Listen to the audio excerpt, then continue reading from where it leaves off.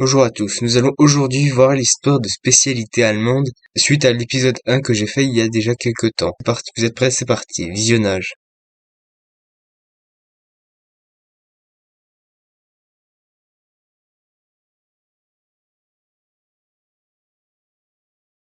L'idée n'est de base pas allemande, mais l'imaginaire collectif fait que c'est allemand. Alors je la mets là.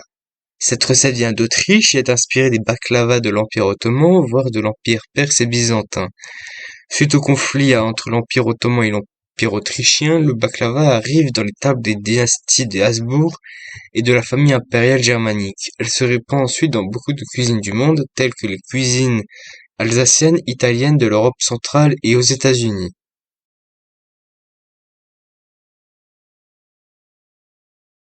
Les bières existent depuis bien longtemps. On en fabriquait déjà sous les Sumériens en Mésopotamie avec des moyens avancés. Pour certains, c'est la fabrication de la bière qui a conditionné l'agriculture, et non le pain. Les premières traces de bière sont en Mésopotamie où on les fabriquait à base de céréales telles que le blé, l'orge ou l'avoine. On l'utilisait alors à des fins funéraires et religieux. On en fabriquait aussi en Chine avec du riz. En Babylonie et en Assyrie, la bière a une telle importance que c'est carrément devenu une monnaie d'échange. On en trouve aussi des traces en Gaule et en Germanie où le vin est vu comme un alcool de faible. En Gaule se développe aussi la cervoise qui est très appréciée des guerriers celtes. On stockait alors la bière sous forme de tonneaux et d'amphores quand les Romains font leur arrivée. Les Égyptiens nous décrivaient le processus de la fabrication de bière sur les tombes de hauts fonctionnaires. Les Grecs et les Romains ne développent pas tant que ça la bière, car c'est vu comme un alcool de barbares du Nord, et vont lui préférer le vin qui est vu comme étant plus raffiné. Au Moyen Âge, la bière va se développer, notamment chez les moines qui vont faire diverses expérimentations sur ce breuvage, créant la bière à l'écorce, ou encore la soupe de bière. Cette boisson assure leur subsistance principale et leur permet aussi d'engranger des revenus. La boisson a aussi l'avantage de très bien se conserver, comme toutes les boissons alcoolisées en général. La bière était jusqu'au XIIIe siècle très localisée en Allemagne, date à laquelle la bière s'exporte hors d'Alsace et dans d'autres régions d'Europe. En 1268, Louis IX crée une corporation de brasseurs à Paris, cette corporation qui va prendre le nom de Tribu de Tonneliers en Alsace.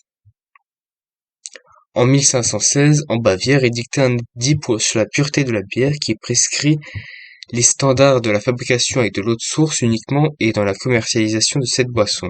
Le décret reste appliqué uniquement en Bavière et reste inconnu ailleurs jusqu'en 1906 où il est appliqué dans toute l'Allemagne. Puis dans toute l'Europe il y a peu de temps. La révolution industrielle va apporter un coup de boost à la bière, on va commencer à mécaniser sa production. Louis Pasteur va préconiser la pasteurisation en 1873 pour éviter la propagation des maladies. Il va aussi permettre de comprendre les levures et leur culture. Après la Première Guerre mondiale et la destruction des brasseries par les Allemands pour récupérer du cuivre, les Français vont se tourner davantage sur le vin qui devient alors une fierté française. La Seconde Guerre mondiale va obliger les brasseries à s'industrialiser et de nos jours, il y a un marché de la bière qui est très important, attirant de nombreux entrepreneurs, notamment en Allemagne.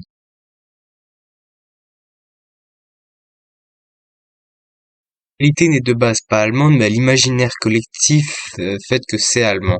Alors je la mets là. Cette recette vient d'Autriche et est inspirée des baklavas de l'Empire ottoman, voire de l'Empire perse et byzantin.